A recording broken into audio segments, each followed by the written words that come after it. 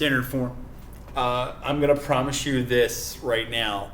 You probably haven't seen a lot of this, and we'll probably have to re-talk about this when you're in person. But for now, let's do this. You might start watching and go, what is happening? Just chill to the end, all right? Watch, follow as best you can, relax. Okay? Now, what is standard form? Standard form is a linear equation that is in the form of ax plus by equals c. And hopefully you're looking at that and you go, what's up with that? Why are those A, B's, and C's capitalized, Goodman? Does that mean anything? The answer to that is yes, it does. So the reason A, B, and C are capitalized is because they're special types of numbers. So here's what it is. A, B, and C are what we call elements of the whole numbers. I'm sorry. I said the wrong thing. Integers. Hopefully you talked about that last year. Integers, or the set of Z. Now I will say this. A is normally positive. A should be a whole number. That some teachers allow that, so for right now I'm just going to let it be integers. But do keep in mind, A is usually positive because that's a quick fix. Okay? So with that being said, that just means A, B, and C, there's going to be no fractions to start. It's a nice, pretty looking linear equation. That's it. Okay? So for instance, just to give you an example, a standard form equation would be like 3x minus 4y equals 7. See that? No fractions. A, B, C. That's it. That's it. The reason I say these are usually positive is because this would be the same equation. The only thing that makes it go to that is multiplying by -1. You can convert it real quick. So we usually keep that positive. Okay? Now, what we need to know is, well, how do we graph it? Like, if I gave you this, how would you graph it? Well, there's a couple ways you can do it. One, you can convert it to another form if you want, like slope-intercept form. You could do that. You could solve for y, convert it. Another way is to pluck some things out of there. The problem is with standard form is they're not as obvious. Point slope, I can pluck a point slope out of there. Slope intercept, I can pluck slope and a y-intercept out of there. What about standard form? Well, to figure that out, we're going to have to solve it. We're going to take this generic version and we're going to solve it. Now, some of you are going to be like, what is going on? Some of you are going to be like, cool, I get it. I want you to follow along to the end, and then I'm going to show you what happens, and we'll go from there.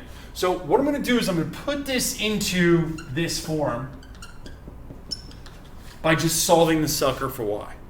Ready? It's going to be that easy. It's going to be that easy. Please, it'll be that easy. So to get it there, I'm going to solve for b, or solve for y. So attached to y is this b. The b is attached by multiplication.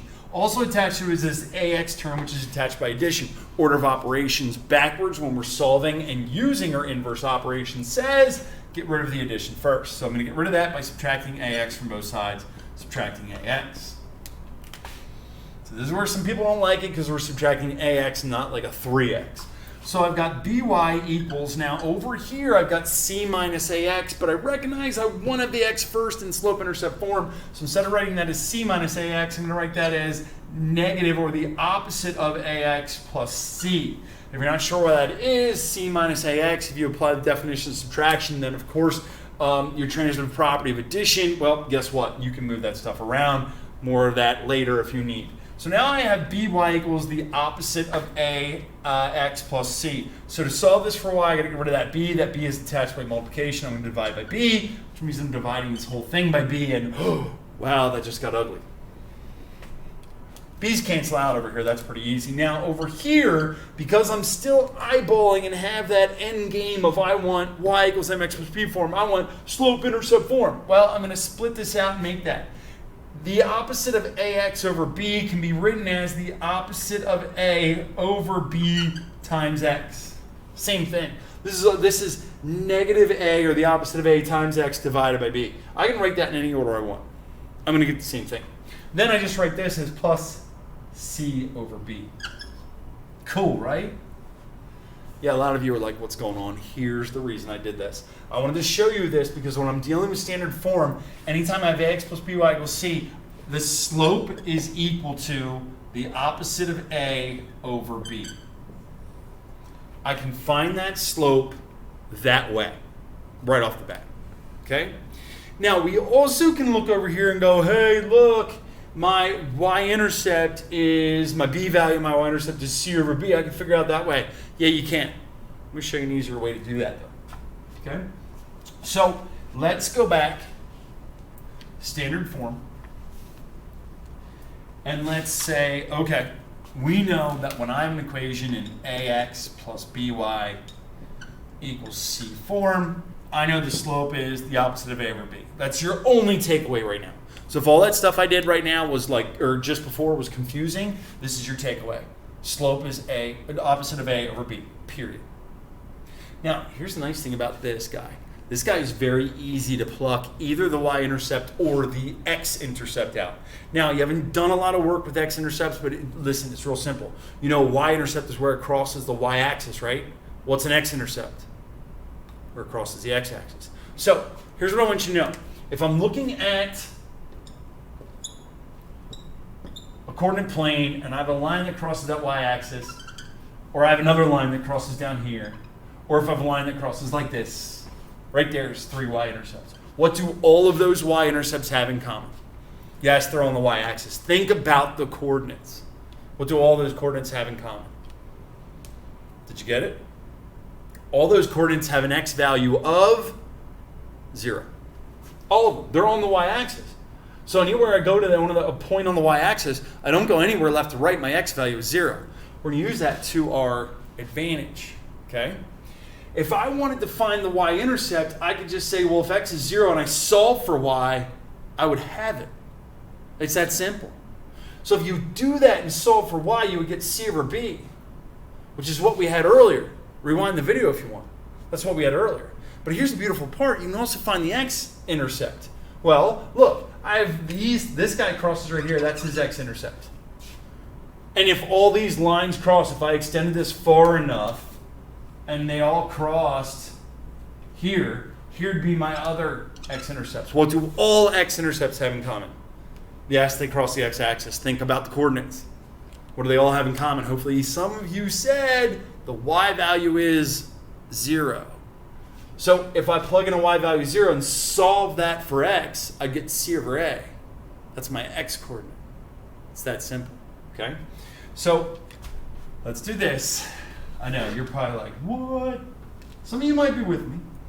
Remember, we have in-class time. This is to see what we can get through quickly as possible. So let me pull this graph back up. Hey, there you are. Okay, so let's throw an equation up here. 3x minus 5y equals, let's go with 9. Okay, so I want you to graph that. It's in standard form. Ax plus by equals c. Well, x minus by, but again, we could write this as plus and negative 5, but we don't need to do that. So I'll start by taking my slope. You know now that slope is the opposite of a over b. Okay? So what's the opposite of a? The opposite of a is negative 3. What's my b value? Technically, negative 5, because this would be plus and negative 5. Negative 3 over negative 5, negative over negative is positive. My slope is 3/5. Perfect. Now, whoa, I just kicked my cord. Sorry, I'm charging. So, what about my y-intercept or x-intercept? Well, I can pull either one. What's probably going to happen sometimes is one of them might be pretty and one of them might not be. If they're both pretty, awesome, go for it. Now, we're so used to the y-intercept, let's take that. What did we say about every y-intercept? It's where it crosses the y-axis. Its x value is 0. So I don't even do any work. I do this, what I call the cover-up method. If I plug a 0 in there, guess what happens? Well, 3 times 0 is 0, and 0 minus 5y is just negative 5y. I wind up with that. Why bother? Here's what I do. I do the cover-up method. If I put a 0 value in for x, that goes away. Solve that for y. Well, I divide by negative 5. I get y equals 9 over negative 5. Negative 9/5. Ew, that's an ugly y value. Well, let's take the x-intercept. Sorry, I kind of erased my 3 there. Well, same deal. What did we say about every x-intercept? It's where it crosses the x-axis. Its y value is 0. So again, I can put 0 in for y, but this just becomes 0, and 3x minus 0 is just 3x. So solve this. When y is 0, and I solve that, x is 3. When y is 0, x is 3. There's your x-intercept. Plot your point. Count your slope. It's positive. Up 1, 2, 3, over 1, 2, 3, 4, 5. Can't get another one of those. I'll go back to the original point and reverse both directions. Down 1, 2, 3. Left 1, 2, 3, 4, 5. Interest of time, line without my ruler. That's it. Again, you might need some support. We'll talk about it in class. That is standard form.